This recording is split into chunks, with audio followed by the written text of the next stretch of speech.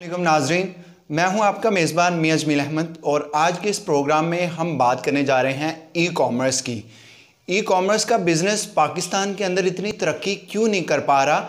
अगर हम ग्लोबली बात करें तो जैसा कि नाजरीन आपको पता है कि टेक्नोलॉजी का बहुत ज़्यादा दौर है, इनोवेटिव एंड लेटेस्ट टेक्नोलॉजी को लोग यूज़ कर रहे हैं। तो अगर हम पाकिस्तान की बात करें, जैसा कि कुछ एनालिसिस हुए तो मोर देन 50% पाकिस्तानी जो पॉपुलेशन है, जो पीपल हैं, वो अलीबाबा, अली एक्सप्रेस या अमेज़ॉन या बाकी इंटरनेशनल वेबसाइट से चीज़ें परचेज़ करना प्रीफर करते हैं। Why they not trying to purchase in Pakistani sites, Pakistani online channels. आज के इस प्रोग्राम में हम ये भी बात करेंगे और साथ में ये भी बात करेंगे कि ई कॉमर्स के बिज़नेस को आप किस तरह सक्सेस कर सकते हैं। दुनिया में बड़े बड़े ई कॉमर्स के जो बिज़नेस हैं, अमेज़ॉन, अलीबाबा, अली एक्सप्रेस या उसके अलावा बहुत सारे ई कॉमर्स के बिजनेसेस हैं जिन्होंने बहुत ग्रास रूट से शुरू किया, चंद रुपयों से शुरू किया, कुछ डॉलर से शुरू किया, कुछ पाउंड से शुरू किया, कुछ येन से शुरू किया। Now they are the e commerce global leader of the world. So आप किस तरह शुरू कर सकते हैं ई कॉमर्स का बिज़नेस। और ई कॉमर्स के बिज़नेस को शुरू करने से पहले पाकिस्तानी मार्केट को जानना ज़रूरी है। और पाकिस्तानी मार्केट क्या, ई कॉमर्स का पाकिस्तान में नाकामी की वजह मार्केट है, कंज्यूमर का ट्रस्ट है, या आपके अंदर सेलिंग पावर नहीं है, मार्केटिंग टेक्निक आप ठीक नहीं यूज़ करें, या आप जो प्रोडक्ट सेल कर रहे हैं वो प्रोडक्ट आपकी ठीक नहीं है, वो is not adaptability to the market place. जब कोई भी प्रोडक्ट मार्केट के अंदर या सर्विसेज लॉन्च होती है तो सबसे पहले उसके ऊपर रिसर्च की जाती है। यहाँ पे अनफॉर्चुनेटली अगर पाकिस्तान की बात की जाए, अनफॉर्चुनेटली तो यहाँ पे विदाउट रिसर्च हम बिज़नेस करके बैठ जाते हैं और जब 1-2 साल गुजरता है तो जो हमारा कैपिटल होता है, जिसको हम सरमाया बोलते हैं, वो सरमाया हम ख़त्म कर लेते हैं और फिर हम सोचते हैं कि अब क्या किया जाए। उसके बाद अगर दुनिया की बड़ी बड़ी कंपनीज़ की बात करें, उनकी सक्सेस को अगर आप डिटरमिन करने की कोशिश करें तो आपको एक ही चीज़ नज़र आती है कि वो कंपनीज़, वो सर्विसेज प्रोवाइडर्स, वो अपनी अर्निंग का या अपने कैपिटल का 25% जो है वो अपनी मार्केटिंग के ऊपर, अपनी एडवर्टीजमेंट के ऊपर स्पेंड कर देते हैं। They hire the expertise peoples, they spend a lot of money to advertise the product to ultimate towards the consumer। हाँ, आज के इस दौर की बात करें तो सोशल मार्केटिंग जितनी फास्टर हो चुकी है, सोशल मीडियाज़ की बात करें, फेसबुक है, ट्विटर है, इंस्टाग्राम है, यूट्यूब है और डिफरेंट प्लेटफॉर्म और स्पेशली गूगल एडवर्टीजमेंट टूल्स हैं।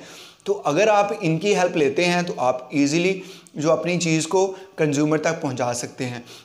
तो ये तो वो बातें हैं जो एक प्रोडक्ट को लॉन्च करने से या प्रोडक्ट को सेल करने से या अपने बिज़नेस को पेनिट्रेट करने के हवाले से जान सकते हैं।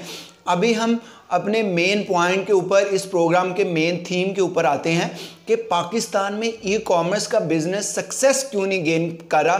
क्या यहाँ पे पोटेंशियल्स नहीं है? क्या यहाँ पे कस्टमर कम है? क्या यहाँ पे प्रोडक्ट लोग ऑनलाइन परचेज़ करना नहीं चाहते? लोगों का ऑनलाइन बाइंग बिहेवियर नहीं है? तो इससे पहले मैंने बात कर दी कि पॉपुलेशन का 50% जो है वो इंटरनेशनल वेबसाइट से परचेज़ करना प्रीफर करता है। अगर हम पॉपुलेशन की बात करें तो पाकिस्तान की पॉपुलेशन ऑलमोस्ट 25 करोड़ से ज़्यादा की है। तो ये इस बार से हम डिनाई नहीं कर सकते कि यहाँ पे कंज्यूमर नहीं है। यहाँ पे कंज्यूमर भी है, यहाँ पे पोटेंशियल भी है, यहाँ पे लोगों का बाइंग बिहेवियर भी है, बट यहाँ पे कंज्यूमर का ट्रस्ट नहीं है। वो ट्रस्ट किसने डेवलप करना है? वो ट्रस्ट सेलर ने डेवलप करना है, वो ट्रस्ट उस ऑनलाइन वेबसाइट ने करना है, वो ट्रस्ट उस ऑनलाइन प्लेटफॉर्म ने करना है जिसके ऊपर आप यूज़ करते हुए जो है वो आप प्रोडक्ट या सर्विसेज को बाइंग करते हैं।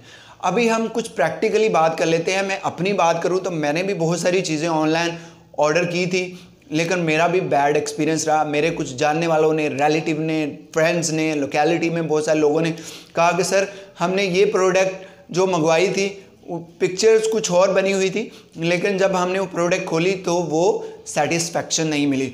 आपको पता है कि दुनिया की जो कंपनीज़ हैं उनका बिज़नेस पेनिट्रेशन क्या होता है? Customer satisfaction. बिकॉज अगर कस्टमर सेटिस्फैक्शन नहीं है, अगर कस्टमर नहीं है, तो आपकी प्रोडक्ट या सर्विसेज को कौन बाय करेगा? Who will be buy your product and services? So the answer will be ultimate customer. So आपको कस्टमर सर्विसेज की या कस्टमर सेटिस्फैक्शन की इम्पोर्टेंस का अब आइडिया हो गया होगा कि अगर आपने अपनी प्रोडक्ट या सर्विसेज को मार्केट के अंदर सेल करना है तो अल्टीमेटली आपको कस्टमर सेटिस्फैक्शन के एलिमेंट को इग्नोर नहीं करना होगा।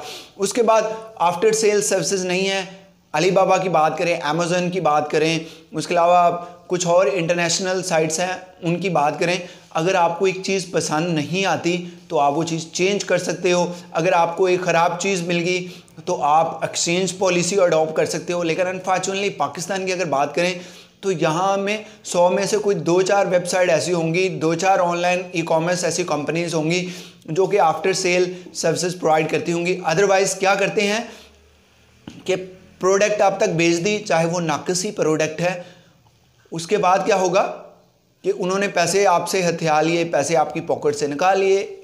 After that they don't care.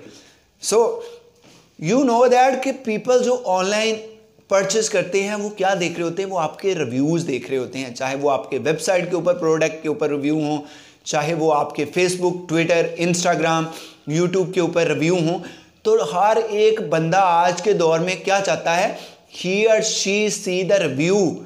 Review क्या होते हैं? रिव्यू वो पर्सन देते हैं जो आपसे प्रोडक्ट या सर्विसेज परचेज करते हैं।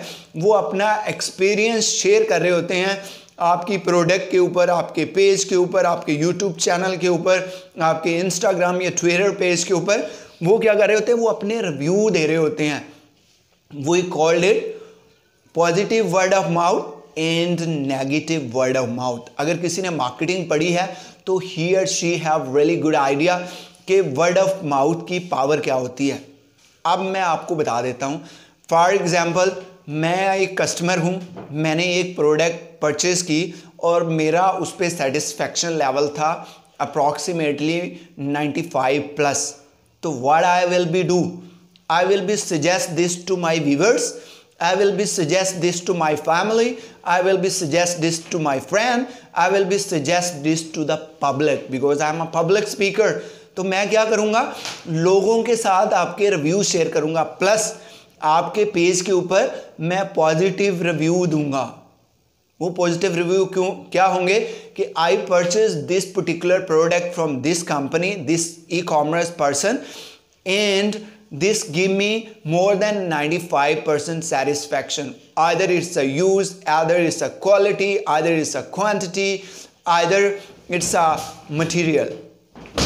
So आपको 4 चीज़ों का ख्याल रखना है अगर आपने पाकिस्तान जैसी मार्केट के अंदर अपने ई कॉमर्स बिजनेस को सक्सेस लानी है। First, you need to research in the market what customer need, want and demand. Second is you need to care about customer satisfaction while manufacturing the product, while rendering the services। कि customer का satisfaction level क्या है वो आपको पता चल जाता है इजीली, प्रॉपरली, अगर आप थोड़ा रैशनल डिसीजंस करते हैं। और third, never cell the fake product. Fake product से आपके बिजनेस को ग्रोथ नहीं मिल सकती।